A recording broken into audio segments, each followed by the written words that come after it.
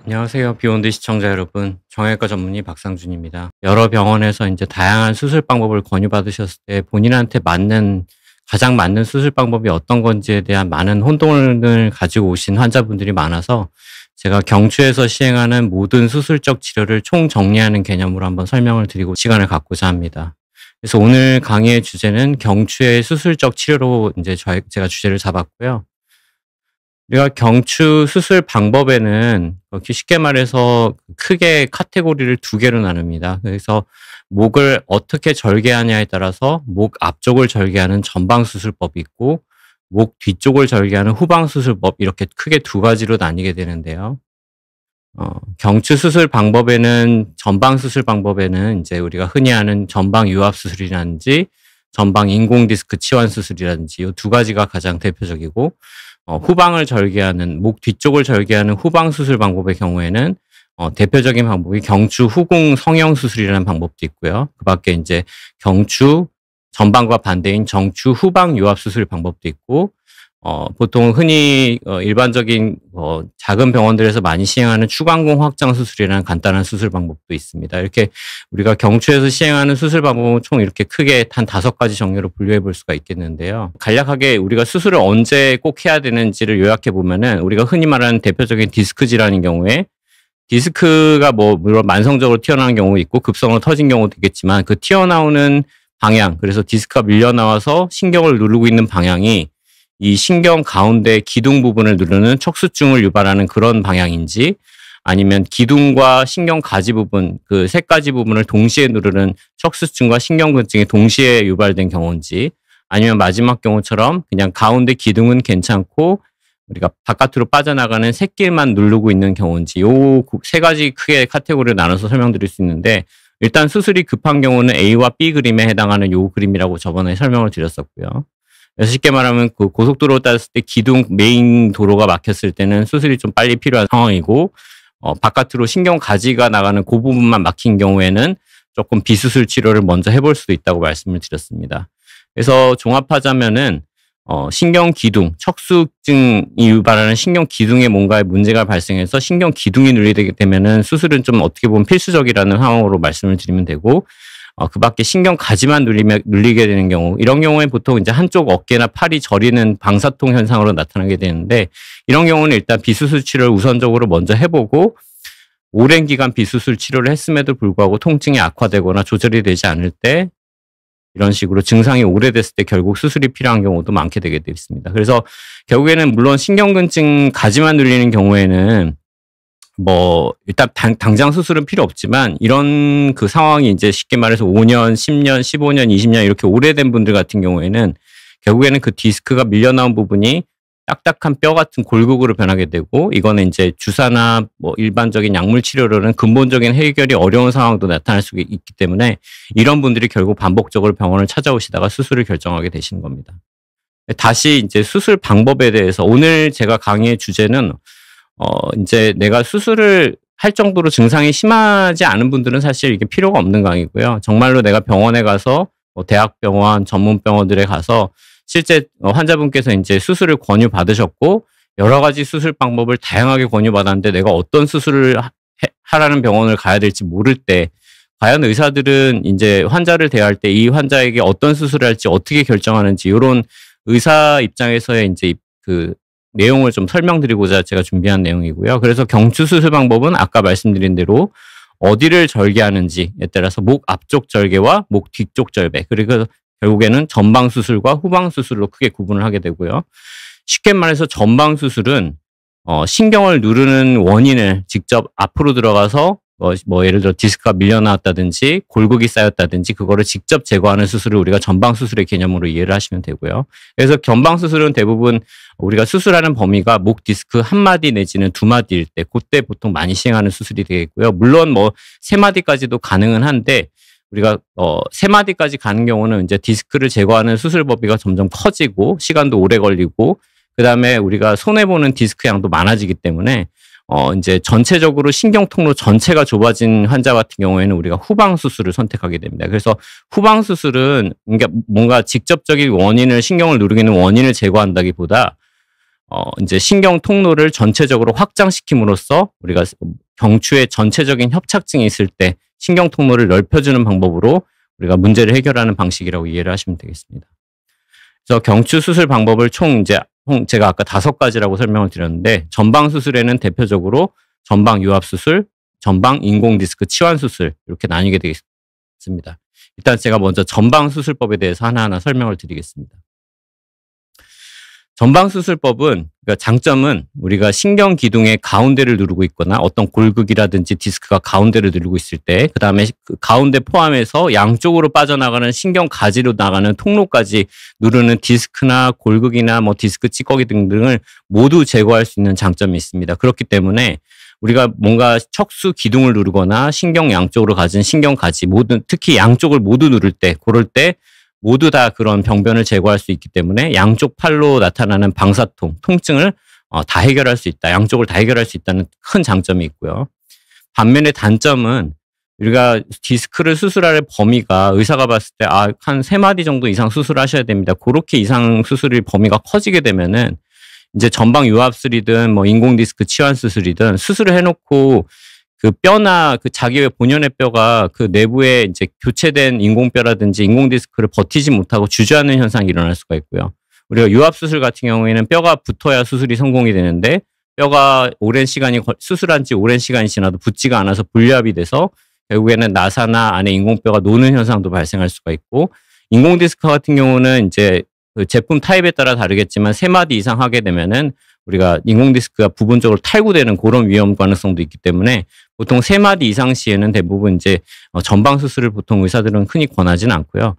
정상 디스크가 좀 환자가 이제 디스크로 인해서 신경이 눌리고는 있는데 정상 디스크가 너무 많아요. 그래서 우리가 당연히 문제되는 디스크 튀어나온 부분만 제거하면 좋겠는데 경추에서는 사실 그런 수술 방법이 굉장히 어렵기 때문에 정상 디스크를 결국 모두 다 희생하면서 문제되는 디스크까지 다 제거를 해야 되는 경우가 많거든요. 그래서 만약에 환자가 나이가 젊고 정상 디스크가 굉장히 많이 남은 경우에는 이럴 때 전방 수술을 선택해버리면 아직 환자가 몇십 년은 더 쓸 수 있는 멀쩡한 디스크를 같이 제거해야 되기 때문에 좀 어떻게 보면 손해를 입는 그런 단점이 있습니다. 그래서 환자가 왔을 때 저도 마찬가지로 환자가 MRI를 찍었는데 뭐 디스크가 아직 정상 디스크가 거의 80~90%가 남아있다. 그럼 저는 당연히 최대한 전방에 이제 디스크를 제거하지 않고 후방으로 해결하는 수술을 좀 선택해드리고 있고요. 그 밖에 이제 전방의 유압술, 우리가 전방을 통해서 이제 그 해당 분절을 고정하는 수술 같은 경우에는 수년 이후에 그 이제 수술하지 않은 위아래 범위에 이제 디스크 문제라든지 퇴행성 변화가 좀 빨라진다는 단점이 있기 때문에 이런 단점이 이제 전방 수술의 대표적인 단점이 되겠습니다. 그래서 우리가 결국 3마디 이상 수술이 필요할 때 전방 수술도 물론 뼈가 튼튼하고 젊은 남성의 경우 이제 디스크도 많이 주저앉았는데 3마디 이상 하는 경우도 있고 실제로도 가능합니다. 근데 이제 만약에 나이가 좀 고령이시거나 특히 여성분이어서 이제 폐경 이후에 골다공증이 매우 심한 환자의 경우에는 사실 유압술이든 인공 디스크든 전방 수술은 별로 좋지 않은 선택이 될 수가 있습니다. 전방 수술의 대표적인 2가지 방법은 전방 경추 유압 수술이 있고요. 그다음에 전방 인공 디스크 치환 수술이 있겠습니다. 각각의 이제 목적이 틀리다고 예전에도 말씀드렸는데 전방 유압 수술은 경추에 이제 문제되는 디스크나 골국 찌꺼기를 다 제거한 다음에 그 빈자리에 인공뼈를 삽입하고 그 위아래 인접 분절뼈를 이제 플레이트, 철판과 나사로 고정해서 결국에는 해당 분절을 완전히 하나의 뼈로 유압시키는 것이 목적이 되겠고요.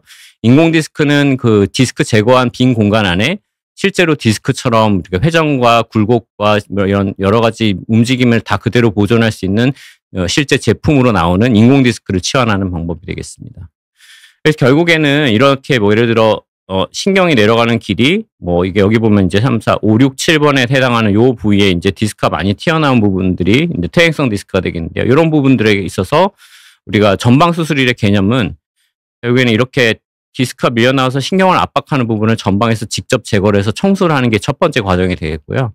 2번째 과정으로는 이런 식으로 그 빈자리에다가 인공뼈를 넣고 나사를 고정하는 방법, 이게 이제 대표적인 전방 유압 수술 방법이 되겠고, 밑에 아래 그림 보시면은 같이 디스크 찌꺼기를 제거하고 다 청소하는 건 마찬가지인데 그 빈 공간을 채워넣는 게 이제 인공 디스크로 바꿔주는 이 크게 2가지 방법으로 나뉘게 되겠습니다. 결국에는 전방 수술의 개념은 우리가 신경을 앞에서 누르는 진짜 근본적인 그 골격 덩어리라든지 디스크 찌꺼기를 직접 제거하는 수술이라고 이해를 하시면 되겠습니다. 여기 보시면 수술 전에 신경을 누르고 있던 부분들이 다 사라지게 되는 이런 방법이 우리가 대표적인 전방 수술의 개념으로 이해를 하시면 되겠습니다. 그래서 단면도상에서도요, 제가 아까 보여드렸다시피 여기가 이제 전방 디스크가 있겠고, 뒤에 신경 기둥이 지나가는 메인 통로, 그리고 양쪽으로 빠져나가는 빨간색 이 가지 통로가 있겠는데, 전방 수술의 장점은 이렇게 가운데로 신경 기둥을 누르고 있는 이 골국 덩어리도 제거할 수 있고, 양쪽으로 빠져나가는 이 신경 가지 통로도 완벽하게 다 양쪽을 다 해결할 수 있다는 장점이 되겠습니다. 그래서 이거는 추광공 뷰라는 MRI 뷰인데요. 이건 여기 보시면은 이제 신경 가지가 빠져나가는 그 추광공이라는 구멍을 실제로 MRI를 45도 비틀어서 찍은 이 사진이 되겠는데, 정상 추광공은 이렇게 하얗게 동그라미가 형성돼 있고, 이제 추광공이 굉장히 넓죠. 여기 두 군데 보시면은 위에 두 군데랑 아래 두 군데 비교해 보시면 이렇게 골국 덩어리가 이렇게 많이 밀려 나와서, 이게 이제 쉽게 말하면 퇴행성 디스크가 어떻게 보면 골화돼서 뼈 덩어리처럼 변한 이 골국 덩어리가 이 신경 가지가 나가는 추광공을 눌러가지고 압박했을 때 이제 방사통이 나타나게 되는데, 이제 전방 수술로서 요거를 추광공을 완벽하게 이제 뚫어서 해결할 수가 있다는 장점이 되겠습니다. 요거. 그래서 이 추광공을 해결하는 방법은 전방 수술 방법이 유압술이든 인공 디스크든 다 가능합니다. 이렇게 전방 유압술 같은 경우에도 이렇게 하얗게 이렇게 골국 덩어리가 많이 자라 있는데, 수술하면 이렇게 추광공이 뻥 하고 뚫리는 전방 유압술에서도 가능하고요. 마찬가지 인공 디스크에도 제품에 따라 약간 이게 불가능한 제품도 있지만, 요즘 나온 제품들 중에 이제 대다수는 이렇게 골국 덩어리도 완벽하게 전방 유압술과 동일하게 다 제거할 수 있어서, 그냥 전방 수술은 쉽게 말해서 양쪽으로 빠져나가는 추광공을 누르고 있는 골국들을 전부 다 양쪽 다 제거할 수 있다. 그래서 환자에게 양쪽 팔 저림을 모두 해결할 수 있는 좋은 장점이 있는 수술이라고 말씀드릴 수가 있겠습니다. 전방 유압술의 장단점은, 그럼 언제 누구는 전방 유압 수술하고 언제 누구는 인공 디스크를 하냐? 그건 누가 선택하냐? 사실 환자가 선택하는 건 아니고 의사가 이제 적절하게 선택을 해드려야 되는데, 전방 유압 수술 같은 경우에는 이제 인공 디스크를 삽입하기 어려운 경우, 우리가 인공 디스크의 그 형태나 이게 뼈의 변형이 너무, 기존에 있던 뼈가 변형이 너무 심하고 디스크가 망가짐이 너무 심해서 뼈의 변형이 매우 심한 경우에는 인공 디스크가 제대로 들어가지가 않기 때문에 우리가 어쩔 수 없이 전방 유압 수술을 선택하는 경우가 많게 되겠고요. 그 밖에 이제 애초에 환자가 오셨을 때 경추의 뼈가 막 완전히 뒤틀리는 정상적인 척추 배열이 완전히 상실된 경우와, 그 다음에 완전히 예를 들어 류마티스 관절염이라든지 뇌성마비 환자 같은 경우에만 뼈가 완전히 흔들흔들게 같은 경우에 교정이 반드시 필요합니다. 그래서 그런 경우에는 이런 식으로 고정하는 수술, 전방 유압 수술이 필요하고요. 대표적으로 우리가 후종인대 골화증이 이제 인공 디스크를 사용하면 안 되는 경우이기 때문에 이때 이제 전방 유압 수술을 많이 하게 됩니다. 전방 유압 수술에 이것도 되게 좋은 수술이거든요. 요즘에 워낙 인공 디스크를 많이 하기 때문에 마치 인공 디스크는 좋은 수술이고 전방 유압 수술은 나쁜 수술이라고 오해하시는 분들이 많은데, 그렇지는 않고요. 물론 환자 입장에서는 회복이 좀 더 보조기 차는 기간이 짧기 때문에 인공 디스크를 원래 선호하고 싶으나, 모든 환자에 있어서 모두 인공 디스크를 다 적용할 수는 없는 경우가 많거든요. 그래서 그런 경우에 아주 좋은 선택법이 되겠고, 전방 수술도 유압 수술도 마찬가지로 환자의 만족도는 매우 높습니다. 그래서 단점 같은 경우는 이 해당 분절이 이제 완전히 나사로 고정이 되기 때문에 이제 해당 부위의 운동 범위는 상실한다고 돼 있는데요. 전방 유압 수술이 보통 한두 마디 정도에서 이루어지기 때문에 실제 환자가 수술 이후에 목의 움직임이 실제로 크게 제한을 받냐? 그렇지는 않습니다. 환자분한테 실제 물어보면은 유압술 2마디를 했는데도 불구하고 자기가 목을 사용하는 데는 운동 범위는 전혀 지장이 없다 말씀하신 경우가 대부분이고요. 밖에 이제 단점 중에 하나는 이 범위가 움직임이 상실됨에 따라서 위아래 부위에 이제 인접 분절의 퇴행 변화가 좀 발생하기 쉽다. 인공 디스크에 비해서 그런 단점이 있겠습니다. 결국 인공 디스크의 치환 수술의 장단점은 유압 수술과 정반대인 거예요. 인공 디스크는 수술 부위가 움직임이 보존됨으로써 좀 활동이 많고 좀 활동적인 요즘에는 이제 옛날에는 어린 20, 30대 환자에서만 적용했는데 요즘에는 40, 50대도 많이 적용하고 있고요. 대신에 이제 조건이 뼈가 튼튼해야 됩니다. 그래서 장점은 이제 보조기를 한 일주일 이내로 푸실 수가 있고요. 인접 분절 퇴행 변화가 유압 수술과는 반대로 적다는 장점이 있기 때문에 요즘 많이 시행을 하고 있고요. 단점은 아까 말씀드렸던 대로 인공 디스크가 이렇게 약간 바둑돌 모양으로 볼록하게 생겼는데 본인의 뼈의 형태가 변형이 너무 심해서 이 인공 디스크가 삽입하기 어려울 정도로 이제 변형이 심한 경우에는 사용하면 안 됩니다. 그리고 정상 척추 배열이 상실되거나 교정이 반드시 필요한 경우에도 절대 사용하시면 안 되고, 가장 우리가 인공 디스크의 가장 걸림돌 중에 하나가 이제 여성 환자분들 중에 60대 후반이신 경우나 이런 경우에는 골다공증이 대부분 굉장히 심하시기 때문에 인공 디스크 이 철판 부분이 결국에는 특수 합금이거든요. 합금이 강도가 굉장히 세고 그런 분들은 뼈가 약하기 때문에 이 뼈가 인공 디스크의 압력을 못 이겨서 그냥 주저앉아 버리는 경우도 많이 발생합니다. 그렇기 때문에 웬만하면 골다공증 환자에서는 절대 인공 디스크를 사용하면 안 되고 그 밖에 이제 후종인대 골화증에서도 인공 디스크는 절대 금지라고 되어 있습니다. 그 다음으로 이제 제가 후방 수술법으로 넘어가게 되겠는데요. 사실 전방 수술법은 많이들 워낙 모든 병원들에서 많이 시행하고 있어서 대부분 많이 아실 거예요. 근데 후방 수술법이 이제 대표적인 게 후궁 성형 수술인데 실제로 시행하고 있는 병원들을 많이 찾아보기는 힘듭니다. 근데 굉장히 후방 수술법 중에 후궁 성형 수술은 굉장히 좋은 수술이라서 제가 사실 요 후방 수술법의 장점에 대해서 설명드리고자 이런 강의를 들고 나왔는데 후방 수술법의 장점은요.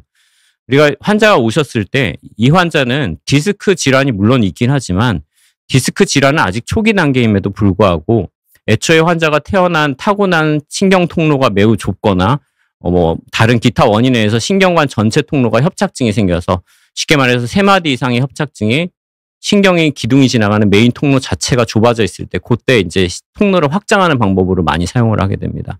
그래서 후방 수술법의 또 다른 장점은 우리가 전방 수술은 아까 말씀드렸다시피 그 골격 덩어리를 제거하기 위해서는 남아있는 정상 디스크를 다 희생시키면서 제거를 해야 되는데 후방 수술법은 뒤로 그냥 디스크를 건들지 않고 목 뒤로 접근해서 신경에 지나가는 통로를 넓히는 수술이기 때문에 본인이 갖고 있는 정상 디스크를 그대로 보존할 수가 있어서 더 사용하실 수가 있습니다. 그래서 그게 가장 후방 수술법의 큰 장점이 되겠고요. 그 밖에 이제 추간공 협착증, 아까 신경 가지가 빠져나가는 그 추간공이라는 부분이 협착증이 별로 심하지 않고 한쪽만 있을 때, 양쪽이 다 골격 덩어리가 없고 한쪽만 치우쳐져 있을 때 이럴 때 후방 수술법을 같이 함으로써 충분히 해결할 수가 있습니다. 그래서 대표적으로 후방 수술법은 저는 이제 보통 여성분들이 이제 70대 후반인 분들이 고령이고 골다공증이 좀 심하신 분들이 오셨을 때 후방 수술로 많이 접근을 하게 됩니다. 그래서 결국에는 후방 수술하는 대표적인 케이스인데요. 이게 정상 MRI는 보시면은 신경 기둥이 이렇게 내려가고 앞뒤로 열 공간이 굉장히 하얗게 넓게 이렇게 뻥 뚫려 있는 반면에 이분은 뭐 사실 고령은 아니고 그때 지난번 강의 드렸던 20대 젊은 남성 환자분이었는데 이분 보시면 이렇게 디스크가 퍽 튀어나와 있죠. 튀어나와 있고 근데 반면에 또 정상 디스크도 많이 남아 있거든요. 근데 이분을 보면은 이제 이분도 전방 수술을 다른 병원에서 권유받고 오셨던 분인데 제가 이 진단을 내려드렸습니다. 이분은 선천성 협착증 환자분이시고 원래 신경 통로가 대략 한 15mm가 돼야 되는데 이분은 실제로 신경 통로가 7mm밖에 안 된 상태로 태어나신 분입니다. 그렇기 때문에 이렇게 디스크가 이렇게 급성으로 튀어나왔을 때, 이런 식으로 튀어나왔을 때 바로 신경이 짓눌리게 되는 그런 척수증으로 이어지는 그런 상황이 발생하기 때문에 이렇게 설명을 드렸고요. 정상은 이렇게 신경 통로가 넓은 반면에 선천성 협착증은 디스크는 물론 밀려 나왔지만 애초에 본인이 갖고 난 통로 자체가 좁은 이런 상황에서 모식도로 보여드리면 정상은 가운데 신경 기둥이 이렇게 내려가고 주변에 열 공간이 넓은 이런 신경 통로를 갖고 있는 반면에 선천성 협착증 환자 같은 경우에는 신경 기둥은 크기는 똑같은데 신경 둘러싸고 있는 통로가 너무 이렇게 10mm 미만으로 좁을 때 같은 디스크가 밀려 나오더라도 정상은 별로 수술을 할 필요도 없고 증상도 거의 못 느끼는 반면에 선천성 협착증 환자분들 같은 경우는 디스크가 조금만 튀어나와도 열 공간이 적기 때문에 바로 증상이 시작되는 거죠.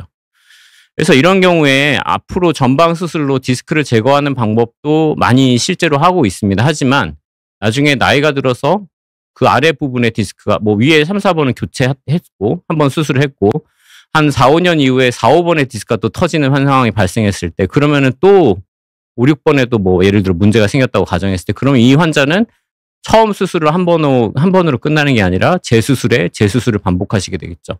그래서 이런 식으로 접근하는 게 아니라 이런 경우에는 후방 수술로 접근하는 것이 굉장히 바람직합니다. 그렇기 때문에 선천성 협착증 환자에서 디스크 질환이 같이 동반되어 있을 때는 디스크를 직접 건들지 않고요. 그냥 뒤에 이제 공간을 이렇게 쭉 넓혀줘서 가운데 신경 기둥이 자연스럽게 뒤로 이동하면서 이제 신경에 대한 압박을 해소하는 방식으로 해결을 해야 이렇게 되면은 결국 젊은 환자 같은 경우는 시간 지나면 디스크는 저절로 흡수가 되는 경우도 있거든요. 그렇기 때문에 충분히 이제 한 번의 수술로 평생 재수술 없이 그냥 쭉 이어갈 수 있는 장점도 있겠습니다. 그래서 대표적인 후방 수술 방법이 후궁 성형 수술을 먼저 설명을 드릴 텐데요. 이게 이제 후궁 성형 수술의 이제 수술 전 모습과 수술 후 모습의 이제 엑스레이 사진이 되겠습니다. 되게 뭔가 좀 무시무시하죠. 근데 실제로는 이 수술은 굉장히 정교하고 작은 공간 안에서 일어나는 수술이고요. 여기 보시면 이렇게 뒤로 뾰족뾰족 솟아있는 뼈들이 있는데 이게 이제 극돌기뼈라고 이제 목 뒤에 이제 기와 지붕처럼 덮고 있는 후궁뼈에서 이어지는 뼈가 되겠고요. 이 뒤에 부분 뼈를 이렇게 마치 통조림 뚜껑 따듯이 열어가지고 통조림 뚜껑 딴 다음에 이제 뚜껑이 다시 닫히지 않도록 유지해주는 이제 걸쇠 같은 장치가 되겠습니다. 이런 식으로 진행하는 게 이제 대표적인 후궁 성형 수술입니다. 후궁 성형 수술의 가장 큰 장점은요, 이렇게 정상 움직임을 그대로 살릴 수가 있고요. 유압 수술이 아니기 때문에 웅덩벙벙이가 그래서 수술 후에도 완전히 정상으로 돌아올 수가 있고, 3마디 이상 이렇게 여러 마디가 전체적으로 좁아졌을 때 해결이 가능할 수 있는 가장 좋은 수술 방법입니다. 그리고 정상 디스크를 보존하기 때문에 본인 디스크를 충분히 더 사용할 수 있다는 장점도 있고요. 그래서 이제 선천성 협착증이 동반된 환자에게 매우 유용한 첫 번째로 고려하는 수술 방법이 되겠습니다. 그래서 양측 추간공 신경 가지 나가는 통로가 막힘이 없는 척수증, 그냥 가운데만 쭉 전체적으로 한 3마디, 4마디 이상 좁아진 환자에게 가장 좋은 수술 방법이 되겠고요. 그냥 쉽게 말해서 양쪽 가지도 잘 뚫려 있는데 신경 기둥이 여러 마디 디스크와 협착증으로 인해서 눌려 있을 때 여러 마디 디스크를 다 전방으로 제거하고 교체할 수는 없잖아요. 그렇기 때문에 본인이 갖고 있는 디스크는 그대로 살리면서 신경 통로만 확장하는 아주 좋은 수술 방법이 되겠습니다. 그리고 한쪽만 추간공이 있는 경우는 후궁 성형술과 나중에 설명드릴 추간공 확장술을 같이 시행함으로써 완벽하게 가지까지 한쪽은 해결을 할 수가 있겠습니다. 그래서 다분절 협착 환자에게 우선 고려하는 수술 방법이 되겠습니다.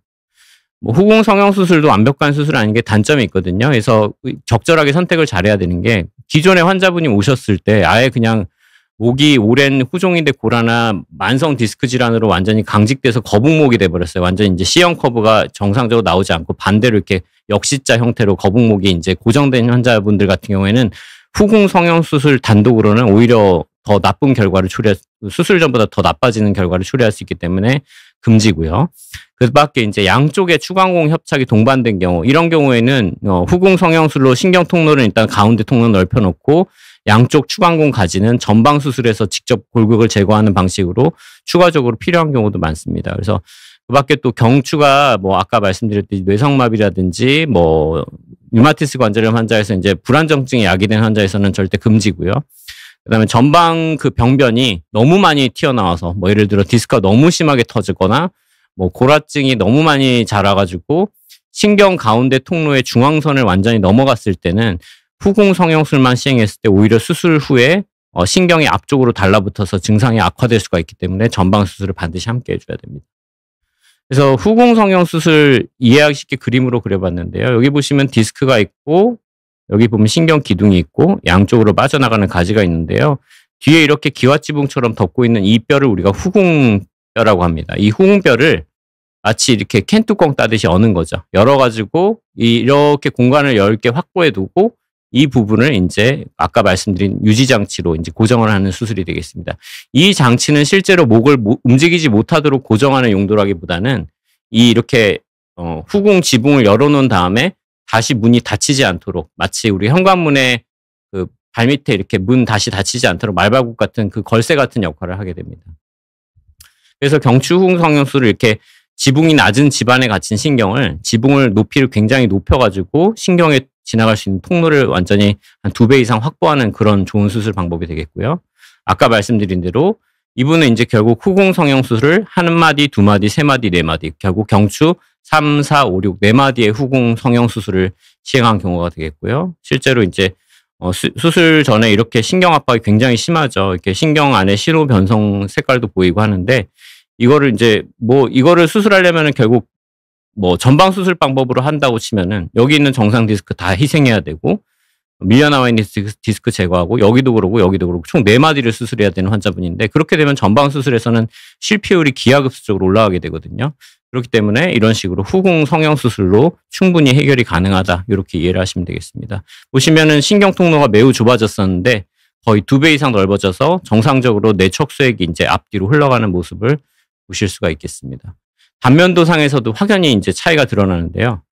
여기 수술 전에는 보면은 이게 후궁뼈가 이렇게 뒤에 덮고 있고 여기 앞쪽에 이제 디스크에서 뭐 예를 들어 디스크 찌꺼기라든지 골격이 나와 있고 신경을 굉장히 심하게 압박하는 모습을 볼 수 있는데 실제로 신경이 이렇게 동그래야 되는데 여기 보면 강낭콩처럼 이렇게 접혀져 있죠. 눌려져 있죠. 이제 실제로 후궁 성형술에서 이렇게 공간을 이렇게 확보하게 되면은 이렇게 물론 디스크가 그대로 나와 있지만 그거 이상으로 공간이 확장되기 때문에 충분히 신경 통로를 확보할 수가 있습니다. 이분도 보시면은 여기 양쪽으로 나가는 추간공 가지는 잘 뚫려 있죠. 이런 경우에는 전방 수술이 굳이 추가로 필요하지 않습니다. 그냥 충분히 신경 기둥만 눌린 케이스이기 때문에 이런 식으로 충분히 후궁 성형술 단독으로만으로도 충분한 좋은 결과를 얻으실 수가 있습니다.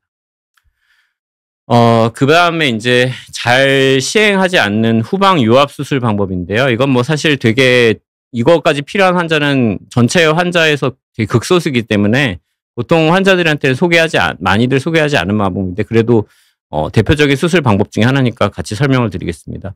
후방 유압 수술은 실제로 그냥 전방에서 하는 나사 받고 고정하는 수술이 뒤에서 이루어지는 수술이라고 이해를 하시면 되겠습니다. 보통 후방 유압 수술을 할 때는요. 아까 전방 유압 수술에서도 보시다시피 디스크 찌꺼기를 다 제거하는 게 첫 번째 과정이었고 그다음에 그 빈 공간에 인공뼈를 채워놓고 철판과 나사를 고정하는 방식이었는데요. 후방 유압 수술 같은 경우에는 아까 말씀드린 후궁뼈 부분을 이렇게 뭐 캔뚜껑 따듯이 따는 게 아니고 완전히 잘라내서 드러내는 겁니다. 드러내서 공간을 완전히 뻥 뚫어주는 수술이 되겠고요. 그 이후에 그러면은 후궁뼈가 다 날아가기 때문에 척추가 말 그대로 유지가 잘 안 되겠죠. 그렇기 때문에 이제 뒤에서 나사를 박아서 여러 마디를 고정할 때 이런 식으로 수술을 하게 됩니다.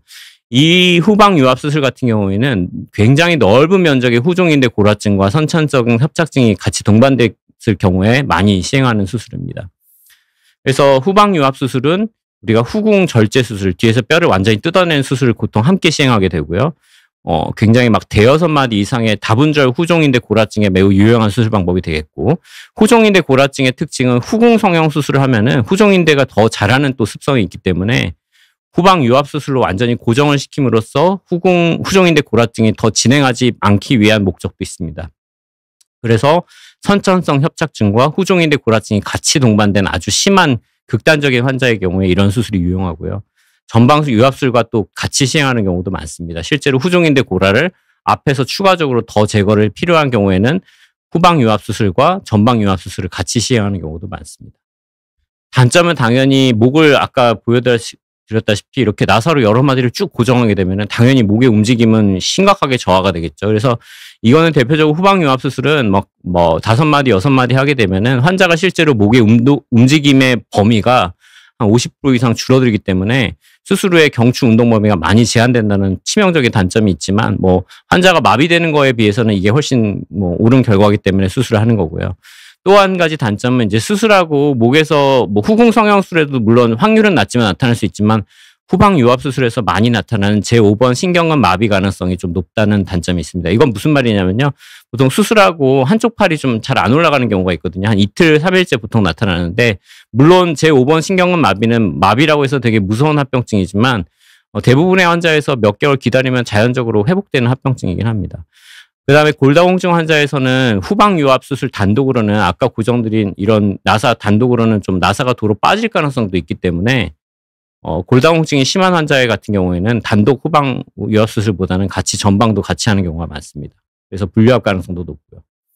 그래서 아까 그 환자인데요. 여기 보시면 단순 그냥 선천성 협착증만 있는 게 아니라 경추에서 흉추까지 쭉 이어지는 후종인대 골화증이 쭉 깔려 있을 경우에 이렇게 굉장히 심한 협착을 유발하게 되는데 이런 경우에는 이런 식으로 전체를 다 뜯어내가지고 고정을 함으로써 막힌 신경관을 이렇게 고속도로 뚫듯이 뻥 뚫어주는 수술이 되겠습니다. 이 환자는 사실 다른 초이스가 없는 거예요. 그러니까. 그래서 환자분 이렇게 심하게 거의 마비 직전 단계까지 오신 분들 같은 경우에는 물론 후방유압 수술로도 이렇게 좋은 결과를 얻으실 수도 있습니다. 무조건 뭐 결과가 나쁜 건 아니고 다만 이제 환자분들께 미리 수술 전에 앞으로 평생 목의 움직임이 막 한 30-40%는 없어지실 겁니다. 그래서 그런 부분은 감수하고 사셔야 됩니다. 실제 우리가 장애 등급이 가장 많이 나온 수술 방법 중에 이게 하나입니다. 그래서 수술 전에 이렇게 팔을 제대로 쓰지도 못하고 올리지도 못하시는 분들한테 이렇게 심한 분들한테 많이 시행을 하고 있습니다. 마지막 수술 방법으로요. 이제 추광공 확장 수술이 되겠습니다. 추광공 확장 수술은 가장 환자분들께서 쉽게 말하는 전문병원에서 가장 많이 권유를 받으시는 수술 중에 하나예요. 이게 의사 입장에서도 굉장히 수술이 간편하고 쉽기 때문에 많이 권하게 되지만, 근데 추광공 확장 수술을 사실 하지 말아야 될 경우에 선택하는 경우도 많이 봤습니다. 제가 그렇기 때문에 추광공 확장 수술이 정확히 어떤 수술인지도 정확하게 개념을 이해하시면 되고, 이것도 당연히 엄연한 단점들이 있습니다. 그래서 어느 경우에 시행을 하는 게 맞는 건지도 이제 제가 설명을 드릴게요. 추광공 확장 수술은 쉽게 말해서 신경 기둥도 넓은데 다 이상이 없는데 한쪽 신경 가지가 나가는 그 새길 통로만 막혔을 때 우리가 단독적으로 시행할 수 있는 수술 방법이 되겠습니다. 그래서 추광공 확장 수술 같은 경우, 수술 전에는 보시면은 여기 이분 같은 경우 여기 보면 추광공이 굉장히 넓은데 요게 두 구멍은 굉장히 좁아져 있잖아요. 그 두 개 구멍을 이런 식으로 넓혀주는 방법이 되겠습니다. 쉽게 말해서 고속도로 메인 도로는 넓은데 한쪽으로 빠져나가는 이제 지방도로로 빠지는 샛길도로가 좁아졌을 때 그 샛길도로를 이제 임시적으로 이렇게 확장해주는 수술이 되겠습니다. 그래서 제가 모식도로 이제 표현을 드리면은 이게 정상 추광공이라고 치고 이제 신경 가지가 안에 나오게 되겠죠. 근데 추광공 협착증이 있는 환자 같은 경우에는 이런 식으로 골국 덩어리가 자라 들어가면서 신경 가지가 압박을 받게 되고, 이러면 이제 그쪽 해당하는 신경이 담당하는 팔이 막 저리고 아프시게 되겠죠. 그래서 추광공 확장 수술의 개념은 이 골국은 그대로 둔 채로 이렇게 추광공을 뒤로 넓혀가지고 신경가지로 가해지는 압력을 풀어주는 감압수술의 개념입니다. 그래서 당연히 단점은 실제로 이 골국은 제거 못합니다. 물론 이 골국 부분이 이제 실제로 터진지 안 된 소프트 디스크 같은 경우에는, 말랑말랑한 디스크 같은 경우에는 같이 빼주기도 하는데요. 우리가 이 디스크를 뒤에서 추광공 확장 수술하면서 제거하는 경우는 요즘에 내시경으로 그렇게 많이 하시는데 하부 경추에서만 안전합니다. 상부 경추에 뭐 예를 들어 4, 5번이나 5, 6번 같은 경우는 이거 함부로 디스크 뒤에서 빼내려고 노력하시다가 신경 가지가 다치는 경우도 발생하기 때문에 우리가 6, 7번이라든지 7번, 8번 같은 경우에는 추광공 확장 수술을 하면서 이 골극이 아닌 그냥 터진 지 얼마 안 된 소프트 디스크 타입 같은 경우에는 같이 빼낼 수도 있습니다.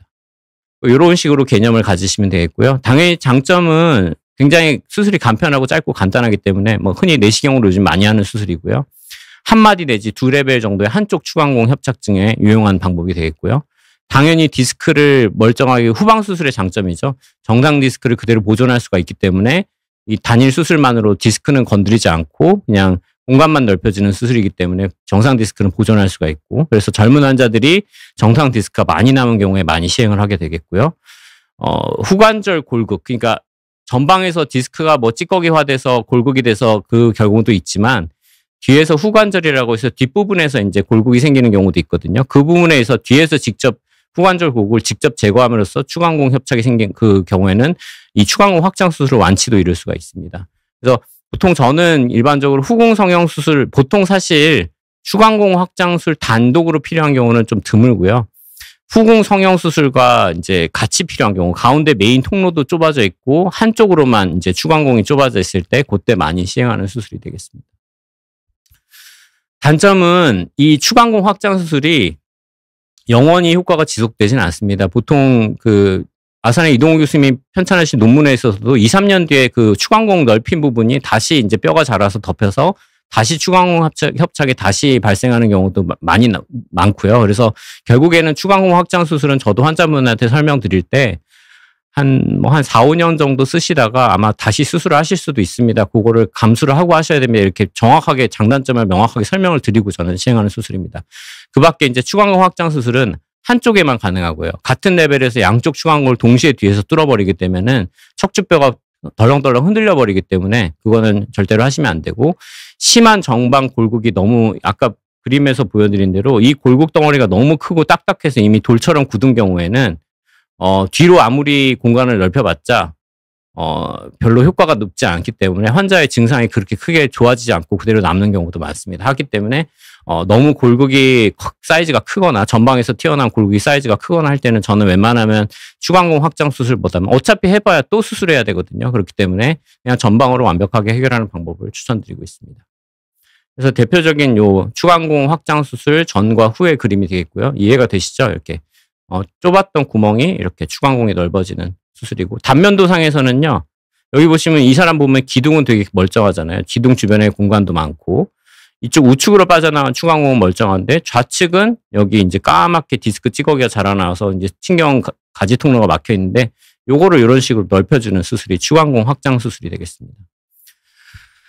일단 제가 경추에서 웬만하게 시행하는 큰 수술 여러 가지를 다 설명드렸고요. 이 5가지 수술에서 크게 벗어나는 사실 경추의 수술이라는 건 없습니다. 그래서 제가 오늘 이 강의를 준비한 이유는요. 환자분들이 대부분 이제 저한테도 오실 때도 이미 대부분 요즘 환자분들은 워낙 인터넷에 정보가 많기 때문에 뭐 요즘에 뭐 환우 카페니 뭐 무슨 정보가 너무 넘쳐나기 때문에 오히려 정보가 너무 많아서 결정을 못 내리셔서 오시는 분들이 많아요. 그래서 근데 이제 대표적으로 뭐 수술을 어떤 병원에서는 하라 그러고 어떤 병원에서 하지 말라 그러고 이런 경우에는 사실 이 강의가 별로 도움이 안 되실 거고 이미 여러 병원에서 대학병원 포함해서 전문병원 포함해서 이미 환자분 본인께서 다 병원을 갔는데 공통된 답변이 이건 수술하셔야 됩니다. 이거 다른 방법 없어요. 이렇게 들었다면은 그럼 환자 입장에서 내가 어떻게 수술해야 과연 맞을까 이게 고민이 당연히 될 수밖에 없거든요. 그래서 그런 분들이 이제 의사들은 과연 뭘 가지고 수술 방법을 결정할까? 이게 궁금하신 분들이 너무 많으세요. 그래서 제가 요 강의를 내용을 준비를 했습니다. 그래서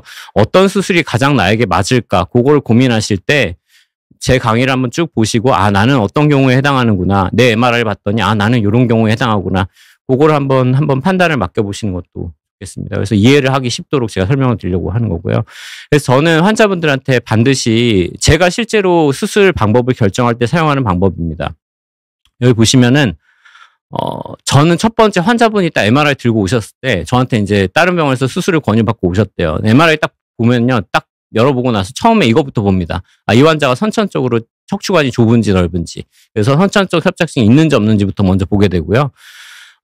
그 다음에 이 환자가 나이도 물론 중요하고 나이에 따라서 이제 정상 디스크가 많이 남아있는 경우인지 아니면은 이미 디스크가 완전히 닳아서 더 이상 사용할 수 있는 그 해당 마디에 디스크가 없는 경우인지 그거를 일단 따져보고요. 두 번째로. 마지막으로는 추간공 협착증이 얼마나 심한지 이게 단순히 그냥 터진 지 얼마 안 된 디스크인지 아니면 이미 추간공 협착증이 진행된 지가 거의 10몇 년이 지난 아주 단단한 석회 덩어리 같은 골고기 자란 아주 심한 추간공 협착증인지 그 다음에 추간공 협착증이 한쪽에만 있는지 아니면 양쪽 팔로 가는 신경가지를 다 누르고 있는지 요 3가지를 가장 중요 포인트로 저는 보고 수술 방법을 결정하게 됩니다. 이제 그런 경우를 따져서 이제 결정을 하게 되고요. 그래서 요 3가지 포인트를 이제 환자분들께서도 집에서 MRI 열어보시고 한번 공부를 해보시면은 좀 아무래도 병원을 결정하기가 힘들잖아요. 그래서 그럴 때 좀 도움이 되시라고 제가 이번 강의를 준비를 했습니다. 좀 내용이 너무 방대하고 좀 복잡하죠. 사실은 뭐 하나하나 또 파고 들어가면은 내용이 너무 복잡하고 막 너무 전문적이어서 일반 환자분 입장에서는 좀 이해가 어려우실 수도 있는데 그래서 제가 최대한 일반인의 입장에서 대략적인 개념을 잡기 위해서 어떻게 하는 게 좋을까 설명하려고 준비를 열심히 해봤습니다. 오늘 강의가 좀 복잡했는데 제가 그래도 나름 열심히 준비한 내용이니까 한번 시간 되실 때 한번 천천히 본인의 목 상태와 한번 비교해 보셔서 판단 받아보시길 추천드리고 오늘 강의 경청해 주셔서 감사합니다. 네.